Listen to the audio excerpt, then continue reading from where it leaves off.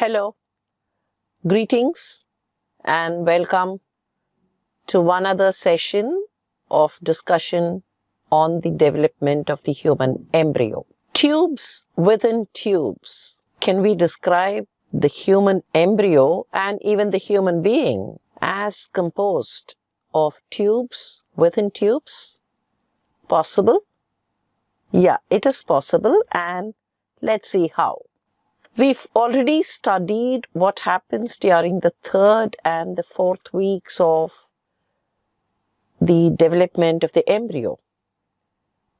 And we know by then the ectoderm, the outermost of the three layers, the three germ layers, the ectoderm forms a neural plate, and the neural plate subsequently rolls dorsalwards to form the neural tube and a complete tube. The neural tube is a complete tube to form the brain and the spinal cord. Right. So there we see by day 17, we are able to see the neural plate, and by day 19, we find the neural plate is becoming a neural groove, and by days 20 and 21, we are able to see the neural groove closing and becoming a neural tube. So one tube is now formed, and simultaneously we find the endoderm.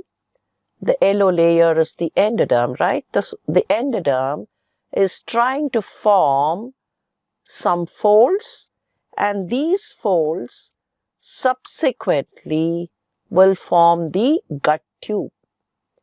So if the ectoderm rolled up to form the neural plate and then the neural tube, the endoderm is rolling down to form the gut tube. So if you have one tube here, let us kind of, visualize this tube closes here. What will happen? You have one tube here, you have another tube here. So tube A over tube B. Okay? So tube A sitting over tube B. This is what it is. One tube sitting over another tube. You find the neural tube there and the gut tube here. So before the formation of the tubes within tube stage, we find one tube sitting over another tube which is in the process of being formed. Simultaneous with all these developments which are happening in the neural tube and the endoderm. Neural tube, let's take it as a representative of the ectoderm, and endoderm here, which goes to form the gut tube. So simultaneous with these changes, we find the mesoderm. This is the mesoderm, right? Mesoderm is that gray area. The mesoderm splits into two. Of course, here will be the somite, but then the gray area here, we can generally call it as the mesoderm. If you want, let's delimit that area, this region. So that is the mesoderm area. The mesoderm now is also undergoing changes. Already the mesoderm had formed what is called the paraxial mesoderm, which will be giving rise to the somites and so on. And here is the intermediate mesoderm. Okay, so let's mark it.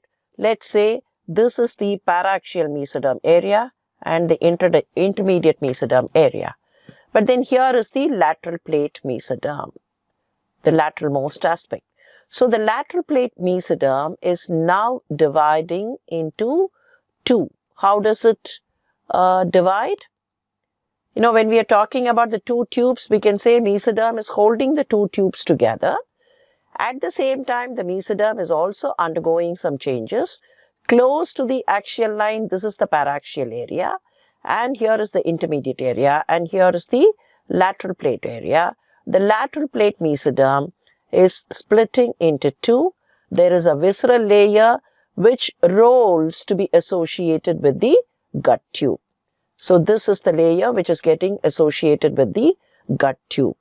And then the parietal layer of the mesoderm along with the overlying ectoderm, you see that, along with the overlying ectoderm, it forms the lateral body wall folds. There are two lateral body wall folds, here one and here one. The two of them are being formed.